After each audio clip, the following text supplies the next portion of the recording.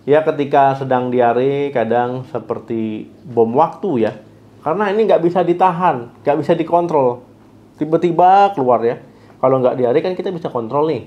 Kalau lagi nggak diare, ya kita bisa, ini belum waktunya, kita tahan-tahan. Tapi kalau lagi diare kadang-kadang ya itu tadi ya, bisa saja keluar tanpa izin. Kira-kira ada yang tahu alasannya? Nah, coba tulis di kolom komentar.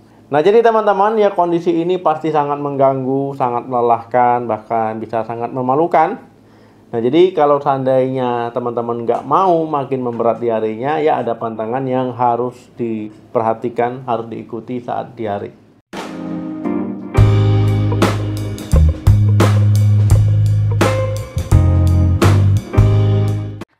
Halo, assalamualaikum warahmatullahi wabarakatuh.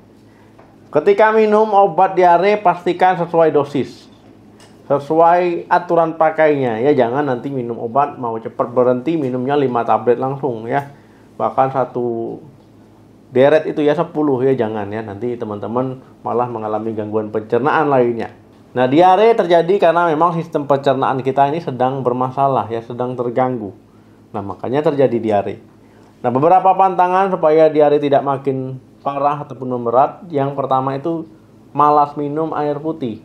Nah, ketika diare ya kan cairan tubuh kita keluar lewat bawah, lewat feses kita, lewat BAB kita.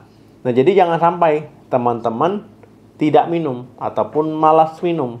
Nah, ini akan membuat lemas, diare memberat ya.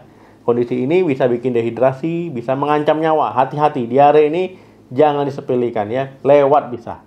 Jadi penting untuk mencukupi kebutuhan cairan ya. Diare minum, pokoknya banyak minum ya. Kadang orang lebih takut nggak makan ya, salah. Lebih bahaya nggak minum ya saat diare ataupun muntah-muntah. Nah, lebih baik teman-teman ya di rumah itu menyediakan Oralit. Jadi kalau seandainya ya tidak mendoakan, kalau seandainya ya misalkan seapes-apesnya diare itu udah ada Oralit. Nah, jadi Oralit ini bisa membantu ya teman-teman untuk menjaga biar nggak dehidrasi, biar tidak mengalami gangguan elektrolit, biar nggak lemas. Itu ada di apotek Oralit sasetan, itu murah harganya. Pantangan yang kedua, makan pedas. Nah, jadi memang makan pedas ini kan ya kebiasaan orang Indonesia. Kalau nggak pedas kurang nafsu. Tapi jangan coba-coba ya. Kalau lagi diare jangan coba-coba makan pedas. Nah, walaupun alasannya saya nggak nafsu makan kalau nggak pakai cabai, jangan. Karena pedas dari cabai, lada, nah ini bisa menjadi pemicu diare. Bahkan diarenya makin memberat karena mengiritasi saluran pencernaan. Nah, karena makanan pedas tadi itu mengandung capsaicin. Jadi capsaicin inilah yang mengganggu usus kita dalam menyerap cairan di sistem pencernaan. Kemudian penyerapan nggak maksimal, terganggu. Jadi nggak heran ya.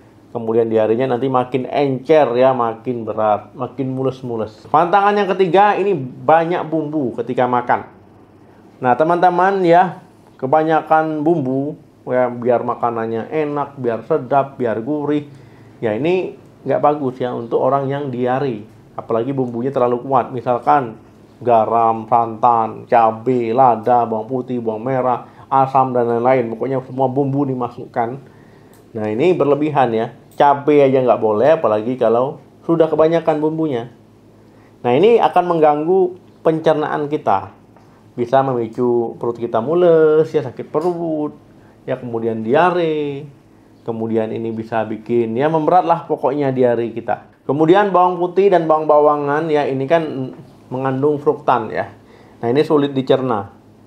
Nah, akhirnya apa? Akhirnya ya pencernaan kita ya bekerja lebih berat. Nah, kemudian teman-teman lebih baik saat diare itu makan yang cenderungnya bumbunya sedikit ya, hambar-hambar. Misalkan sayur bening ya, ataupun sop bening ya. Jadi nggak terlalu asam, nggak terlalu pedas. Ya intinya teman-teman bumbunya jangan kebanyakan gitulah. Yang keempat, produk susu dan turunannya. Teman-teman ya, susu dan produk turunan susu itu mengandung laktosa. Jadi orang yang memiliki intoleransi laktosa, nah ini bisa memicu munculnya gangguan pencernaan, salah satunya diare tadi. Walaupun teman-teman tidak intoleransi susu, ya sebaiknya hindari dulu saat diare.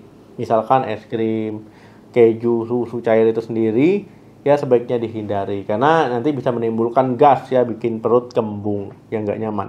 Kecuali yogurt, walaupun yogurt dari susu juga, produk susu, ini dia mengandung probiotik, jadi mengandung sesuatu yang baik untuk sistem pencernaan ya, bakteri baik. Nah jadi teman-teman ini bisa menyeimbangkan nanti flora usus ya, jadi diarenya bisa cepat pulih. Tapi pilih yogurt yang nggak tinggi gula ya, kemudian juga nggak terlalu tinggi lemak. Nah jadi nanti dibaca tabelnya ataupun komposisinya. Yang kelima, makanan berminyak. Nah teman-teman ya, makanan yang digoreng, ayam, kemudian bakwan dan sejenisnya ya memang enak ya, apalagi tambah pakai cabai. Tapi kalau lagi diare jangan coba-coba ya, karena ini nanti teman-teman pencernaannya bekerja lebih berat. Kemudian juga pencernaannya nanti bisa kram ya, bisa intinya diarenya makin buruk. Jadi hindari dulu makanan yang berminyak-minyak, terlalu banyak minyak berlemak itu hindari dulu. Ya lebih baik ya teman-teman, misalkan ya teman-teman direbus ya, dikukus, ini lebih baik. Kalau enggak ya mungkin dipanggang ya, ataupun digoreng tapi minyaknya sedikit. Ya ataupun teman-teman lebih baik lagi ya misalkan dibikin sop ya. Nah kemudian bumbunya jangan terlalu banyak. Yang keenam, makanan tinggi serat.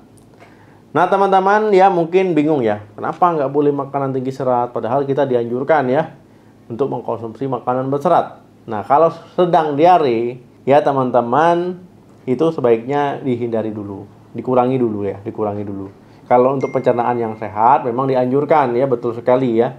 Nah makanan yang tinggi serat ini kan dia melunakkan feses, kemudian mencernanya juga butuh waktu ya. Sistem pencernaan bekerjanya lebih kompleks ya, prosesnya itu lebih kompleks. Nah jadi teman-teman ini bisa memicu ataupun membuat gejala diarenya ini memberat.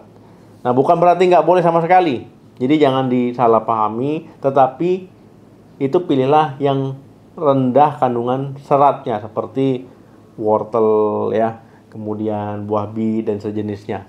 Jadi makannya juga jangan terlalu banyak. Nah bukan berarti nggak boleh, tapi jangan kebanyakan. Yang ketujuh, pemanis buatan. Nah teman-teman ya, pemanis buatan ini ya yang sehat pun sebaiknya dihindari, apalagi yang sedang diare ya. Misalkan aspartam ya, kemudian sakarin. Jadi makanan atau minuman yang mengandung pemanis buatan ya ini sebaiknya dihindari dulu. Karena ini bikin usus bekerja lebih keras ya dalam menyerap nutrisi. Nah jadi teman-teman ya, ini nanti usus bahkan itu memproduksi lebih banyak air ya. Akhirnya nanti teman-teman fesesnya makin lunak, makin buang air besarnya makin lancar ya. Nah jadi kayak mirip-mirip akhirnya kayak efek pencahar. Nah jadi sebaiknya dihindari. Yang kedelapan, makanan mentah atau setengah matang. Nah jadi teman-teman, makanan yang nggak dimasak sempurna ya, bahkan mentah ya, ini ada kemungkinan masih mengandung bakteri, ada yang masih hidup gitu ya. Nah jadi kalau bisa makanannya itu benar-benar matang. Nanti takutnya ada bakteri malah nimbul masalah baru ya. Bakterinya nggak mati, nggak dimasak sempurna, ya muncullah nanti keluhan-keluhan yang lebih berat. Jadi perlu masak sampai matang. Untuk yang 9, makanan mengandung gas. Misalkan kacang-kacangan ya, misalkan kol ya. Nah, kemudian juga makanan-makanan yang bergas lainnya. Ini jangan ya, nanti takutnya kembung. Kalau kembung ya teman-teman, nanti rasanya nggak nyaman. Bisa bikin memperburuk kondisi diare ya. Malah sering buang angin ya, kadang anginnya itu tadi tercampur air tadi ya. Nah ini yang bikin repot. Untuk pantangan yang ke-10, alkohol. Nah jadi jangan coba-coba ya, lagi diare minum alkohol ya. Kita minum minuman kemasan aja, berwarna aja kita dilarang ya, apalagi minuman alkohol. Nah kalau alkohol ini dia merangsang usus bergerak lebih cepat. Nah akhirnya apa? Akhirnya teman-teman ya tadi gejala diarenya makin memberat. Sebaiknya minum air putih saja supaya tidak dehidrasi.